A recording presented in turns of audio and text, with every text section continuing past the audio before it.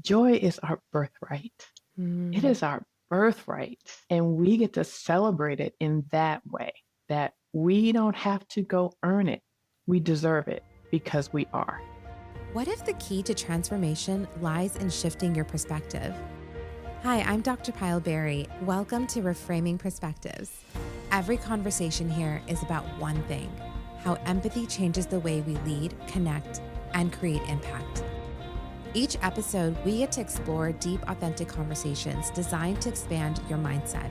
Whether you're looking to transform your leadership, deepen your relationships within your circle, your community, and friends, or gain clarity in your own personal growth, each episode will inspire you to see things differently and take action. If you're ready to challenge your thinking and embrace transformation, you're in the right place. Let's dive in. I know that every single one of us can relate to what it feels like to check all the boxes, successful on paper, respected in rooms, and still feel like you're performing someone else's version of your life. I know I relate to that, and I've talked to so many women who do that as well. Our next guest, Tash Durkins, is a best-selling, award-winning author, keynote speaker, and she is the founder of Fiercely Joyful, where she's on a mission to help high-achieving women remember who they were before the world told them who to be. I mean, that statement alone is so powerful because that is exactly what so many of us go through. And through Fiercely Joyful, she is helping people trade burnout for alignment. She is practicing what she preaches. And this episode is so beautiful about the ways that she uses joy as her advocacy, voice for authenticity. And I can't wait for you to listen to everything she has to say. Hi, Tash. How are you? Hi, Payal. I'm doing wonderful, and I'm just super excited to be here. How are you? I'm so good. I love the fact that the reason we first connected was because I became your super groupie because I'm obsessed with anything and everything, airline, flight, planes, and obviously your career being heavily in that space. But I know that's not what we're going to focus on today. But just because of learning that, oh my God, you're going to be at this event, and then learning what you do, and me being just like this absolute nerd when it comes to that, it drove me to be like, I have to talk to you. But more than that, it actually, the conversation just became more about just joy, and just became more about, how do we protect our joy, especially in a world that just wants to feel really heavy and doing work, right? A lot of times people are also burnt out. They're struggling, their day to day. We're inundated with information all the time. So knowing that you're just like this beam of light, I'm just so excited to talk about, how you really protect that fiercely joyful perspective. Mm. Well, thank you so much for that. I do appreciate it. I tell you, I arrived in this whole space almost haphazardly. I think, over time as well. But in this particular moment, Pyle, I couldn't be happier to be focusing on joy for Yeah. myself and others. And I'm excited to have a chance to just talk with you about it today. So let's talk about that. Like you said that you kind of stumbled onto this haphazardly. What was that? Well, it goes back a bit of a ways, but through a difficult time. My mom passed away when I was just 20 years old. And in that moment, she was my very best friend.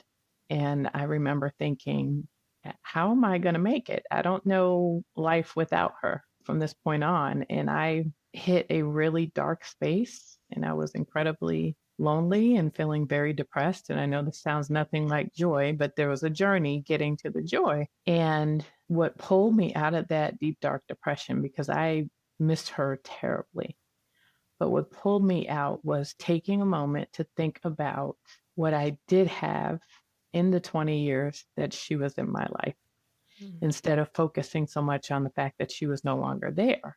And Pyle, when I started just reframing that perspective about what I had that so many people wish they had, whether they didn't have a mom at all or didn't know their mom or had unpleasant experiences or difficult child, like mine was amazing for 20 years. It was amazing. And so changing my focus to what I did have and how I could apply the things that mom taught me in my life moving forward changed everything.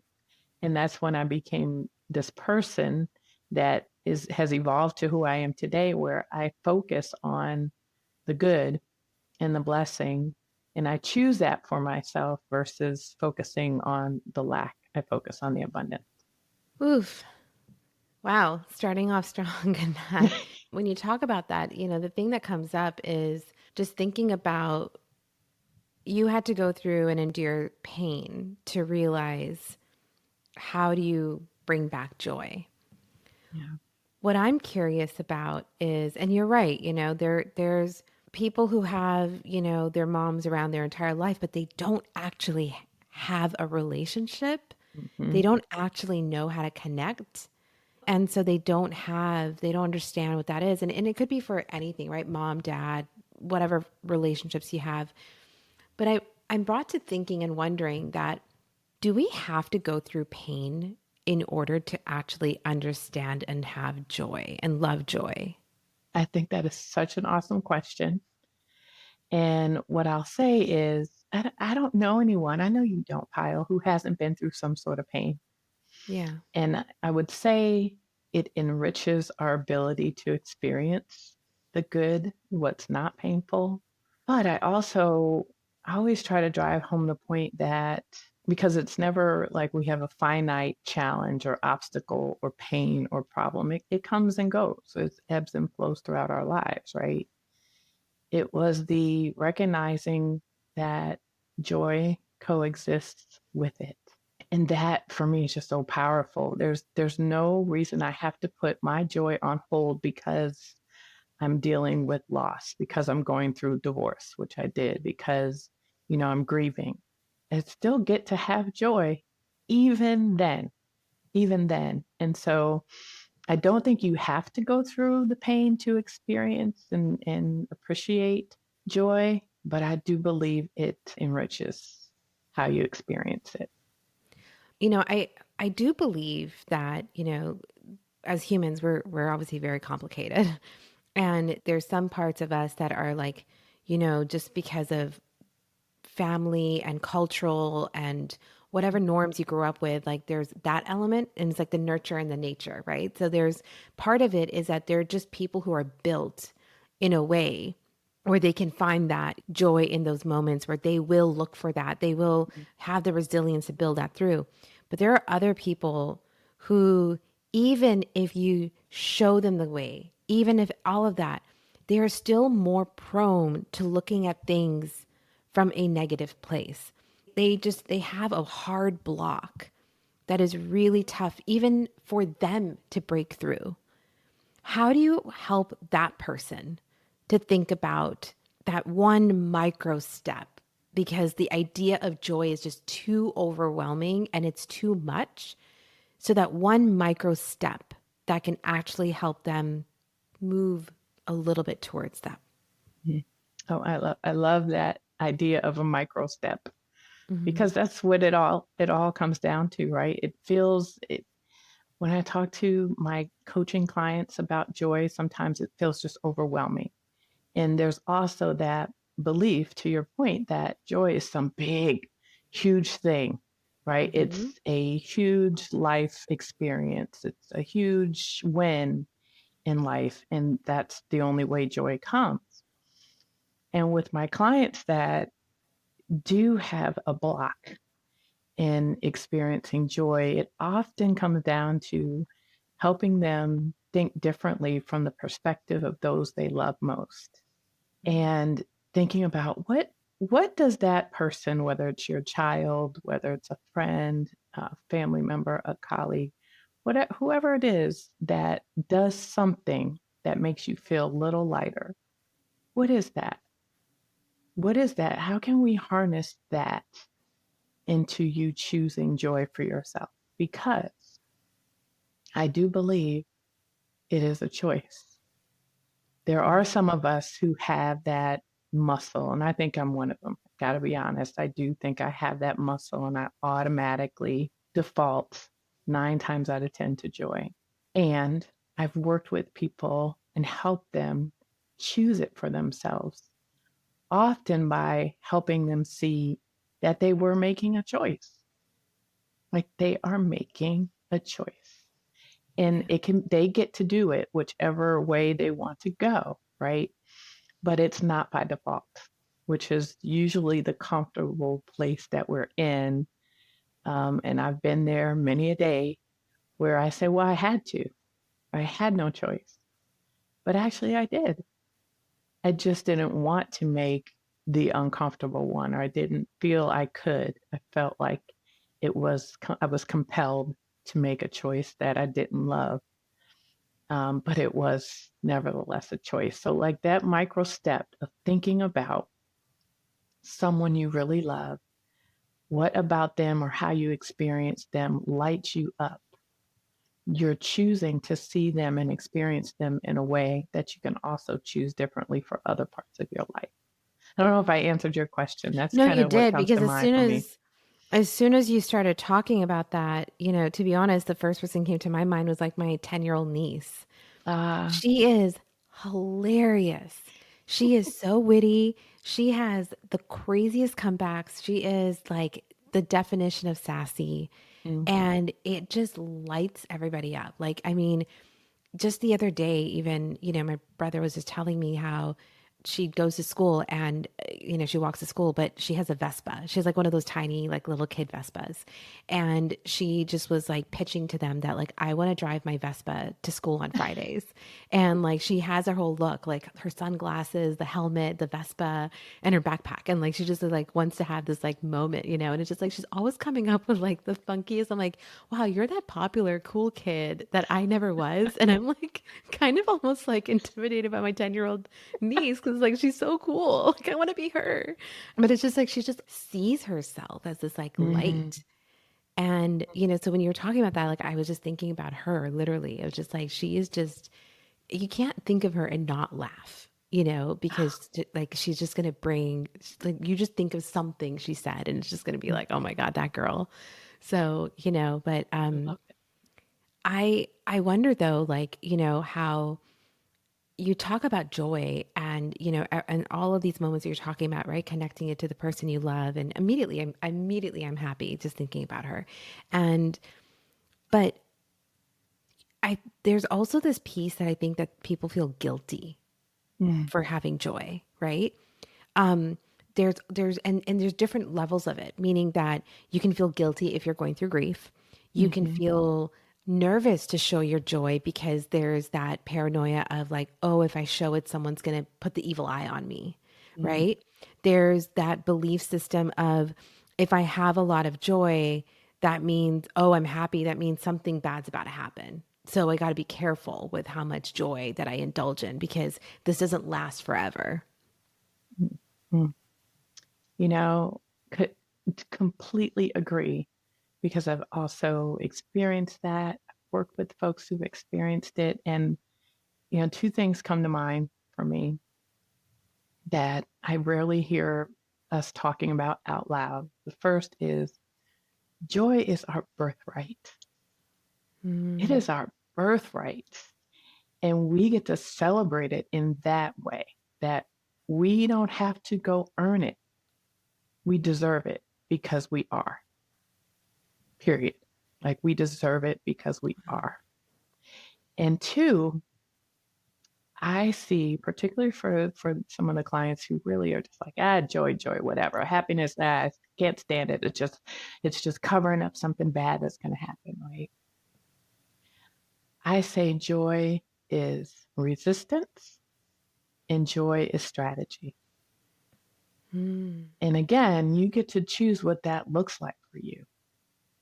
But joy for me is resistance when everything is falling apart. And it feels like something, or there's just some force against me and nothing is going the way I expected.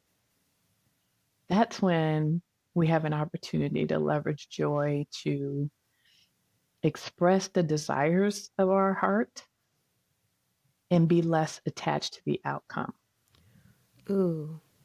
Just focusing on that. So, my desire is to help and coach as many people as I can into experiencing and embracing joy. Yeah. I'm not going to put a number on that. How many people, where, I'm not putting any outcomes, not going to attach that to outcomes. I'm putting my desire out there, and the universe will deliver on the desire. If you can get yourself comfortable with the discomfort of not being able to control the outcome. Yeah, because so much of our culture measures things by, like you said earlier, milestones and Yes. measures it by productivity, right? And again, I don't know how many times I've said this on different platforms on my podcast. I say it over and over again, but I do think it's embedded in our culture of capitalism, Mhm, right? And so mhm, it's like consumerism. It's like, how much can we collect? How much do we have? What's our status? Where do we live? What do we drive? What title do we have? How far do we climb the ladder? All of those things are tied to something. So the idea of you have it simply because it's a birthright and simply because you deserve to, the immediate thought goes to like, so it's almost like you're born with an infinite amount of like, this is joy. And then as we get older, it's like it's being like pulled at, right? And mhm, it's being taken from. And it's just like, why can't we keep the joy of being a child as an adult, right? If an adult shows that level of happiness and joyfulness, we're like, stop acting childish. mhm, mhm.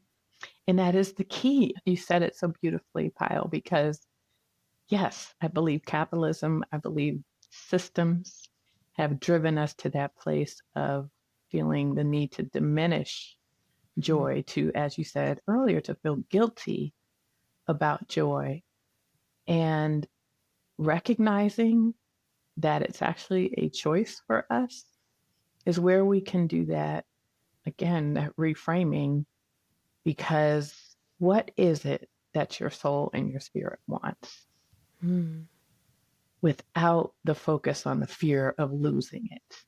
Like, what is it that your soul and spirit wants? And I haven't met anybody yet. I'm sure somebody's out there, but I haven't met anyone yet who's like, I don't want no joy in my life. I don't want yeah. it. I just haven't met that person. Yeah. It's probably out there. But point being, reframing to focus on, yes, we can have it. It doesn't have to be Hmm. what society, what systems tell us. Hmm. Like, my goal is to help people give themselves permission to choose it, give Yeah. themselves permission to choose it, and do it despite what others will say, despite the proclivity to feel guilty about something that truly is our birthright. And it takes time. It's Hmm. not an overnight thing. But back to the micro steps, starting with the things that do bring you joy, whether it's the sunshine on your face in the middle of the day, whether it's some belly roll laugh with a colleague at work, you know, whether it's your niece in playing, but there's something that brings you joy, and the opportunity exists to Yeah. expand that one step at a time, one thing at a time. It's interesting because when you think about it, and I've actually had people say like, okay, but what does that mean? Like if we were to break it down of like, what does that really like? I mean, and you just gave some examples of it, but it's still sometimes hard for them to grasp. So like, okay, so you want me to stand in the sun and that's supposed to bring me joy. Like there's this intellectualizing of Mm-hmm. feelings, right? And I remember someone said this to me and I've never let it like leave me. It's been so powerful is that our brains are designed to actually be more still and our bodies are meant to move, right? But Mm-hmm. yet we've done the flip. Our brains Mm-hmm. are constantly moving and our bodies are sitting still for too long. Yeah. And when we think about joy and we think about emotions, we've again intellectualized all of this stuff instead of allowing Yeah. our bodies to actually feel it and actually allowing our Yes. bodies to sit with that. And I'm curious that, you talk about that joy, but why fiercely joyful? Why fierce? Why does joy need to be claimed with that kind of fire? Thank you for that question, Pyle. It actually goes back to some of our earlier conversation, this sort of systemic, capitalistic push away from joy, especially in the simplest of forms. And the decision I made for myself was I wasn't going to allow anyone to take it from me. And this came from, believe it or not, Don Miguel Ruiz's book, The Four Agreements. The Mm. one I had to work on the most of the four agreements was don't take things personally. Oh, honey, I took Oh yeah. everything personally. Oh my God. Everything for years. I'd go home, I'd sit with it. I couldn't sleep. I mean, it was horrible. And thank goodness I found that book because I worked for years on it. Still far from perfect, but I had made tons of progress over the years. And what I took from that, though, was I had to find the ability to surrender. Mm. And the culture generally makes you feel like anything to do with surrendering is bad. Don't It's do it. weak. Hold on. It's exactly, it's weakness. Don't. What I know now is surrendering is simply creating space and making myself available for what is meant to be. Mm-hmm. And if I'm so busy trying to control the thing, and it goes back to this focus that I had for many years on outcomes, so busy trying to control it, I've not created space to welcome in what the universe has in store for me. Mm-hmm. And so that's why fiercely, because I am uncompromising on my joy, on it being my birthright, and nobody gets to tell me different. And so that's why, like, fierce joy is what it's all about. Yeah. I'm going to hold on to it no matter what may come. So with that though, there's a lot, and especially in the last few years, I would say like post COVID, there's been so much around like toxic positivity, Yeah. right? And this toxic of like, I'm fine, we're good, everything's great, right? We talk about manifestation. It's like, just believe in it and trust yourself, the universe, just speak it out loud. What is toxic joy? Excellent. Love that question. And I am so over toxic positivity, which is why Love I that. mentioned earlier that joy coexists with grief, anger, frustration. Toxic joy is when, for me, I experience someone running around all the time, professing to be Mhm. joyful and never having a moment, at least seen, that is anything other than that. And I'll tell you Mhm. a story. I have a friend who's now, I don't know, about 35 years, my friend, John, and he has a big personality and is always on, I would say. Yeah. Happy, telling jokes, the life of the party, the comedian all the time. And I remember thinking when I first met him, he can't possibly be that happy all the time. Like he's got to have some bad days now and it got to, right? Never saw it. And finally, one day I said to him, you know, I just want you to know if there's a time when you're not feeling this happy, this excited, laughing, and you're having a bad day, you can have that around me. You get to have that. And he was like, oh, I thought I had to be happy all day. I had to show up in this way, or Mm. that's why people wanted me in the room. I was like, well, consider me the exception. I'll take you any way that you want to show up. And that was the start of a very deep bonding and friendship that I cherish to this day. And I had no idea where I had the wherewithal to say that to him, but I Mhm. am relentless about following my gut. And my Yeah. intuition told me to say it. And so I did. And so, but that's what I would have said. What I was experiencing it with him was this toxic joy, this toxic Yeah. positivity, because he never showed his true self.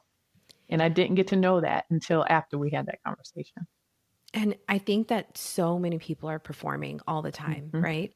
Because this idea of, with social media specifically, right? Mm. Everyone's showing the highlights of their life. Like, look at me doing this, look at me doing this. And then they complain that, like, oh, they're only showing this part of them. Like, that's not real. You can't be that happy, all this stuff. Then someone expresses them feeling grief. They express themselves feeling sad. And then it's like, oh my God, why are you're using this platform to bring attention to this? You're being so vulnerable. And it's like, okay, boohoo, you're being victim here. So there's shaming if you Mhm. show vulnerability. And then there is shaming if you are not showing vulnerability, right? Mhm. And one thing that I've found is that, you with your friend, as you were thinking about that or talking about that, I was thinking about, I have a couple of friends, a few friends where they came to my mind similar, where Mm. when I call them, I'm like, hey, how's it going? They'll immediately go into like, oh my God, living my best life, like living this, doing this, and this is so great. And I know that they're struggling with things, Yeah. but they just do that. And so what I will do, because I don't want to necessarily always also say like, hey, what do you really feel like? Because I want to Mhm. give them permission. If they in that moment need a little bit of like, I just got to stay in that, like, I get it. Yeah. But I'll actually lead in with like, oh, that's good. Here's where I'm at. Mm. And when I let down my walls and I let down and say, like, yeah, like things are good and I can't complain overall. However, here's something that's just been really challenging lately for me. And the next thing you know, they will be like, I get it. This is Yeah. where I'm actually at. And so sometimes, and I see this a lot where people will take face value and they're like, oh, they look so happy. Or like, oh, they were upset before. And then you talk to them like maybe a few days later and they're like smiling. And so you immediately like, oh, you look like you're doing better now.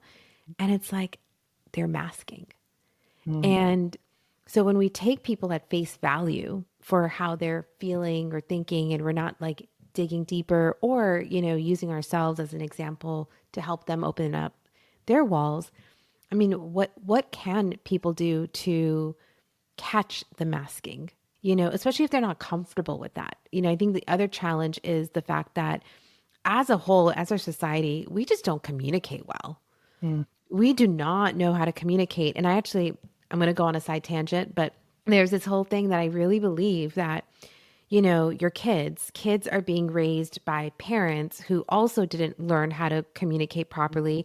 Then we're the parents and the adults who are working in these corporate environments who are building these yes cultures and passive aggressive cultures. And then yet we're telling, and then we're saying, so like the idea that that kid is going to grow up one day and suddenly because you're an adult, you're going to know how to communicate is absolutely absurd to me. But it's also why I think that there's this discomfort and challenge with knowing, okay, I think I can tell that this person's masking, but I'm just not going to go there. I don't want to go Mhm. there. Right. Mhm. And that's okay. It doesn't have to be your responsibility to always go there. But I'm curious to like, how do you see that? And how do you help people who may be uncomfortable with helping their friend or helping that person that they see who is masking joy get more open and vulnerable with it? Mm.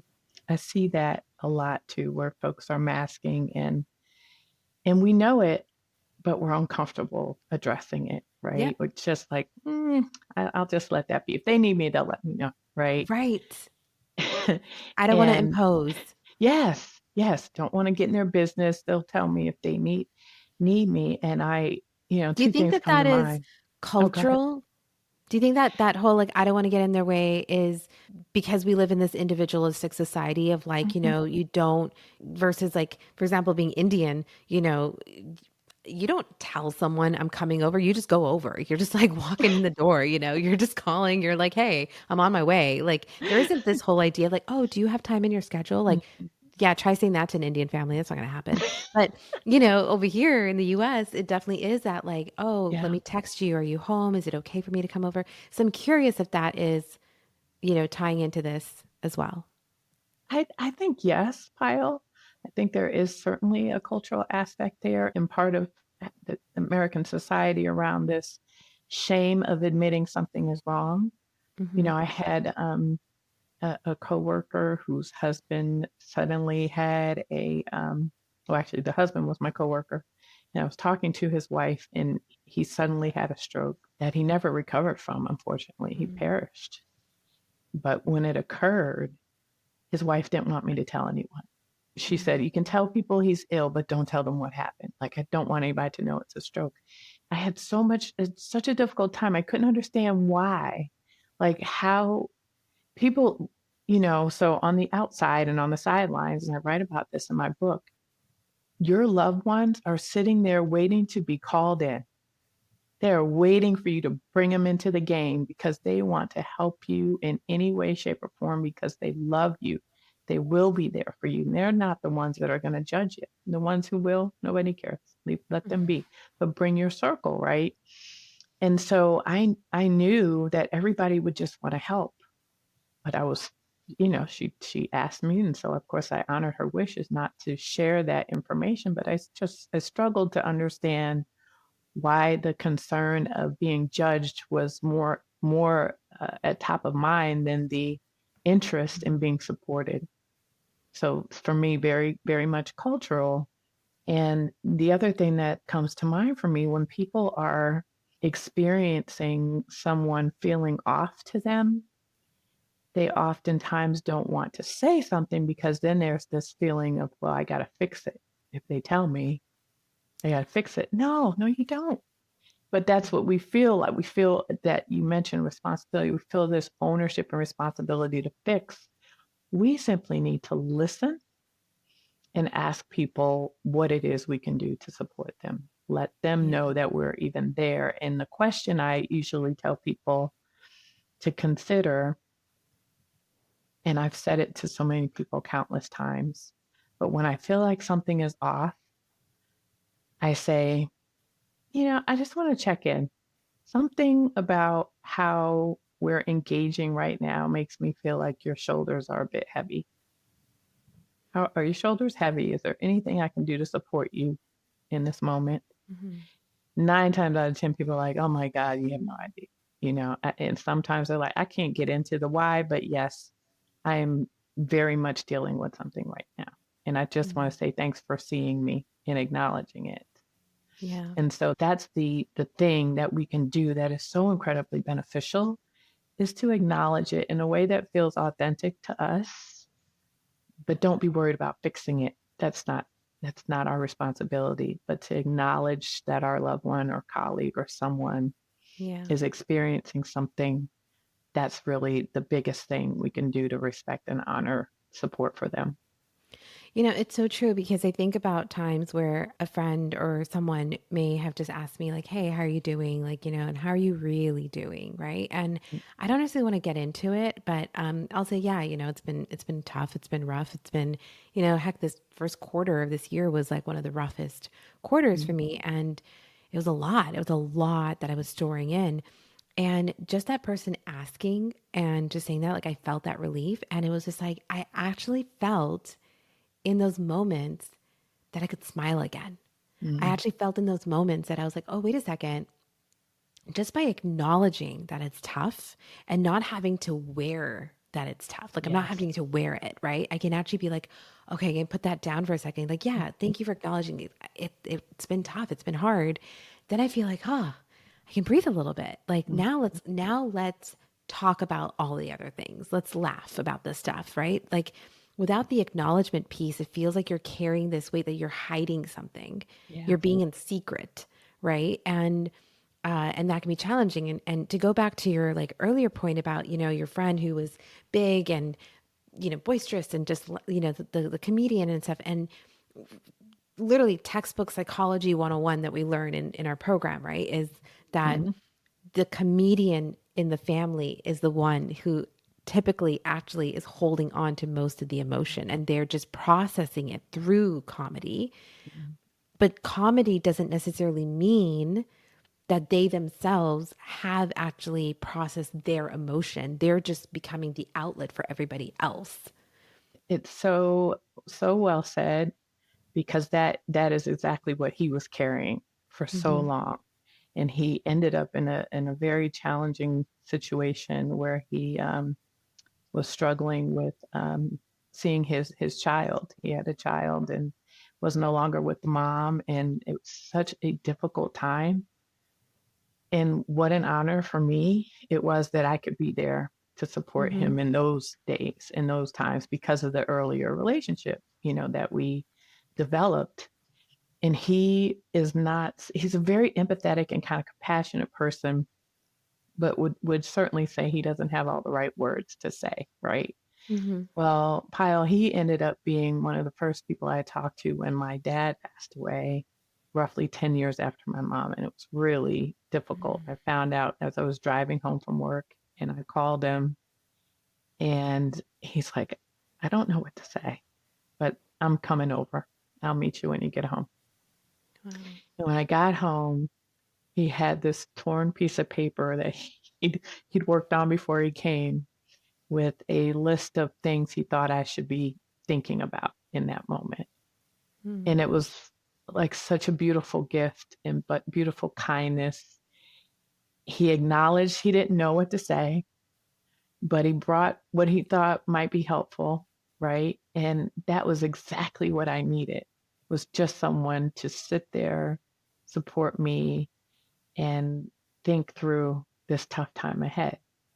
But like, I will never forget, I could feel like it was yesterday. I will never forget how he acknowledged what I was going through and how he showed up for me. I wrote about that in my book too. And when you're thinking about community and having a support system, I didn't ask for anything particular. I just told him what I was dealing with. I didn't even know what to ask for, just like he didn't know what to say. And he came and did what felt authentic and true to him. And it was exactly what I needed. Yeah. Wow. What about, in those moments like where you're going through a form of shock, Mm-hmm. right? And so you've got this friend that you can lean on, right? And I would say to anyone who's listening, it's like that is actually a takeaway, is that who is your safe person? Who is that person that you can lean on where you know that, okay, that's the person I call in these kind of circumstances, right? Like, I know this person's going to pull me out of this. I know that person's going to, enable me more. So maybe Yeah. that's not the one to go to in those moments when you really badly want to go that direction. Hi, so I'm pausing the episode for a quick moment and for a quick favor. If you haven't already, if you could just click subscribe, leave a review wherever you're listening to this episode, it would be really helpful. The only way we can know to make sure that we provide the right type of podcast episodes, the right type of guests, and to make sure that we're delivering the type of content that you actually want to hear, it's through your reviews and through your support. Thanks, and now back to the episode. When you think about this, and to bring it back to like the idea of that joy outside of the space of grief. And if we take it to things like where people feel like, well, self-care is a joy, like, mental health is joy, like all these things, like fashion, it can be joyful, all of those. But then there's this element of, again, guilt of like, look at what's happening in our world. Look at what's happening in this country. Look at what's, we have like, for example, like, people working close to in either federal jobs or working in the government or working, government adjacent or just small businesses that are deeply impacted. And so you've got like people being impacted daily right now with everything. And so how does somebody then, I guess what I'm kind of curious about is like, is it a form of escapism? Can it be Mm-hmm. where it's like, I will say, like, for example, with the news, I watch it maybe, and I actually don't watch it even. I just consume through articles, but it's like a once a week thing for me right now. Like, I'm just Mm-hmm. like, that's my boundary with it. But what is it that, is it a form of escapism to being like, I'm going to focus my attention on watching very like, Meghan Markle's documentary or like, watching like soft life, like luxury life. Like I'm going to just embrace, like I'm going to just look at videos that focus on style and, how do I change up my fashion style? Like that feels so, sometimes it can feel so superficial, right? How do we tie? Because I feel like even with, for example, like the Met Gala just happened. And then there's all this commentary about like the superficiality of it. And when we have so much like, things happening and how we should have canceled this or canceled that. And we should be paying attention to XYZ. But how can those things also become a form of joy? How can that be not looked on as that's like a superficial piece, Mm-hmm. I part of what joy is includes being able to express not just grief, but express, just being able to express whatever it is you're feeling, wherever it falls on your spectrum of good or bad. But being able to express is actually joy. And so I'm obsessed with fashion. and I enjoy it. It does just light me up. And so I was all things Met Gala watching, and I recorded a video. It was the next day, and I just talked about where folks would see it as very superficial. They're like, why are we even doing this? Cancel this whole thing. I can't tell you the pride I felt as a Black woman watching. First of all, that there was even a celebration of our culture in this moment where it's being dismantled, just dismantled. And even when Africans were brought here as slaves, we were, there was this dehumanization. There was this fight or flight situation where we had to shrink ourselves. And eventually, when folks endured and that was over, there was still a movement afoot to keep us in our place, so to speak. And, despite that, folks showed up brilliantly and beautifully using fabric, using color as voice and strategy. So that is why, for me, there's just nothing superficial about it. And I'm thrilled that people got to see that who never knew that Africans and Black Americans were so brilliant artists when it came to fashion then and now. And so for me, I did certainly assign a deeper meaning to it because I took time to think through, I guess, the origins of it all versus just what I was seeing on the screen. And I mean, I'm telling you, I was just in tears, full of pride. And there was joy for me in that. And I think to some extent, sometimes, yes, we use it as escapism. And frankly, that's okay. Yeah. That's okay. We need that, right? There's certainly more than me. You need that at times. The goal is not to live there 24/7. That is not where we want to be 24/7.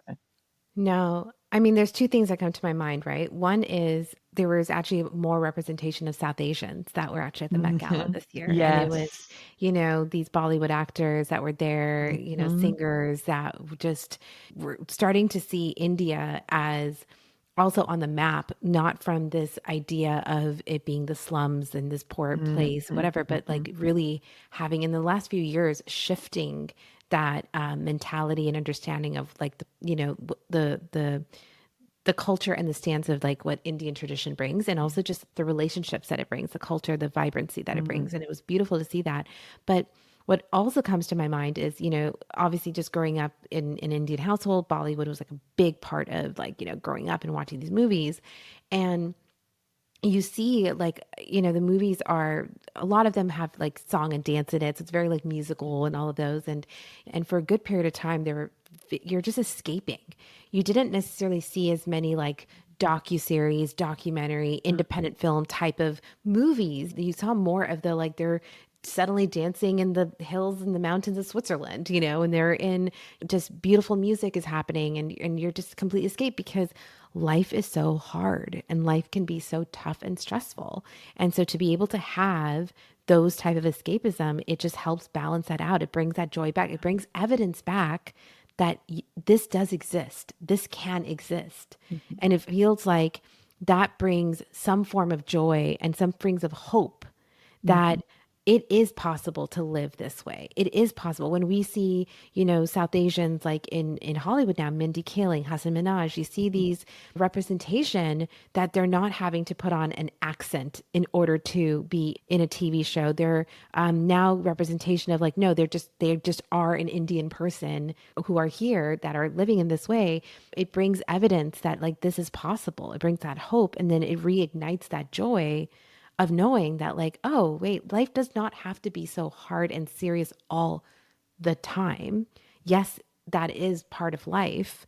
But I'm curious from you, is that how does that show up for you as a leader? How does that show up for you, not just with the clients that you're coaching, but in your workplace when it comes up with you? And you've obviously mentioned in your personal life, but What does that mean that you kind of allow your coworkers and your peers to escape into joy? I take pride in doing that, Pyle. I have to tell you, and it's very fresh. But I resigned from my position a week ago. A Oh week my goodness. tomorrow. Yes, last week, last Friday was my last day being a public Congratulations. sector executive. Thank you. I'm super excited for the future. Yeah. But it's funny, the last several months, I had a different position at an even more senior level. It was kind of like in the top 20 executives of my agency. And I had an opportunity to influence a lot. And part of what I like to influence is people having fun at work.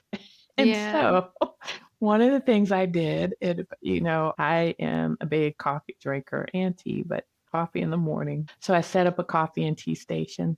I brought in the coffee machine, and all the frou-frou accoutrement, a frother, the Yeah. tea, all the different tea options, and just made this lovely space that was very inviting. So now all of a sudden people were coming into the suite that weren't coming Hmm. into the suite, and they're just stopping by to get tea or coffee, and just creating space for people to have a moment to breathe, to feel safe, to escape Hmm. even in the middle of the day. And one gentleman that would come in, he's like, "This, we don't have any of this in my suite. I like coming to visit you guys. This is great."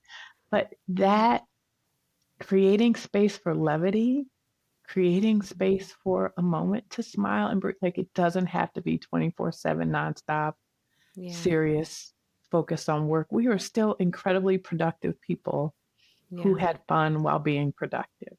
We had Right. fun and had moments of joy all throughout the day. And one of my good friends and colleagues came by my office one day, Pyle, like in the last few weeks, and she experienced me engaging with my boss and some of our colleagues. And she just came in and walked away. And then she pulled me aside later that day and she said, "I can't believe what you've done."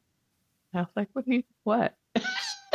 She's like, "I saw that.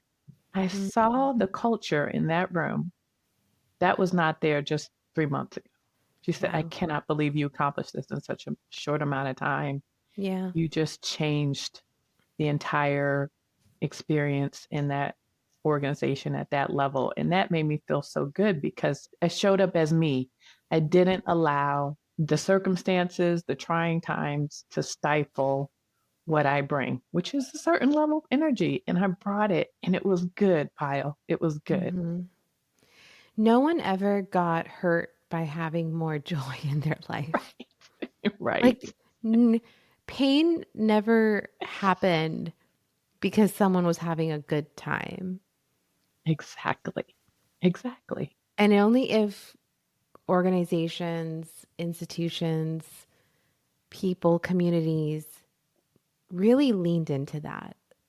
And that's, I guess, the question I want to end with is asking you that if there is something in this period of time that we're in right now, and with the heightened sense of whether it's fear or nervousness or tension or just not sure of how to even talk to somebody right now because, all these thoughts are going through your mind about, like, I don't know where they stand or whatever it may be. What would your advice be to them as they try to navigate this time period with joy? One thing that comes to mind is, it sounds very cliche to say it, but there is so much more that unites us than divides us. Mm-hmm. Right now, we're only focused on what divides us for the most part. Like that's what's in the news. That's what people are talking about. That's what we're focusing on.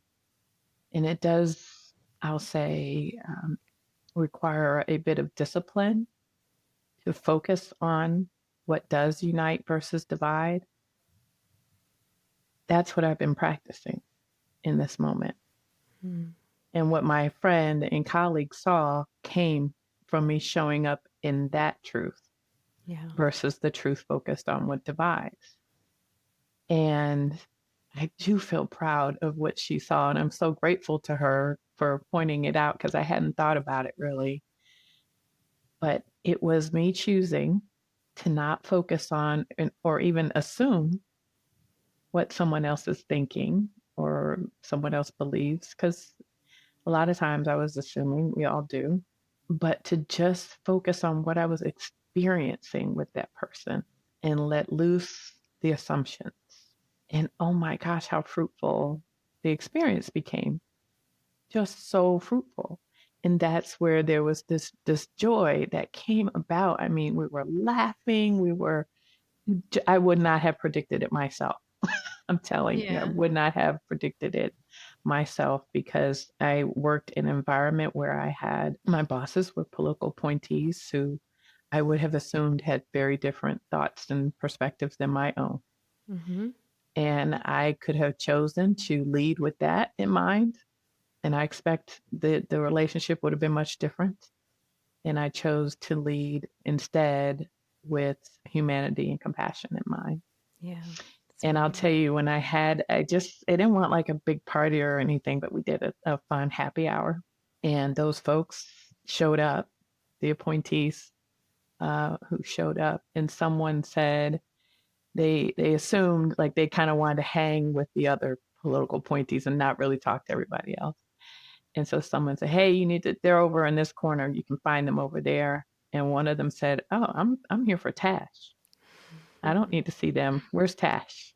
Oh Mm-hmm. my God, that made me feel so good when I heard that later. Yeah. And I can guarantee we have completely different perspectives and political leanings, etc. Yep. But we got to experience each other Mm-hmm. because a willingness to lead from humanity and compassion, which Mm-hmm. got us to the joy as opposed to focusing on what divides us. Yeah. I love That would be that. my advice. I love that. Thank you so much, Tash. I think that right now, this could not be more important. It could not be more important to pause and just look at that the minute you're about to have an emotional reaction or a trigger or something because you think someone is, and I always say this, assumptions are poisonous.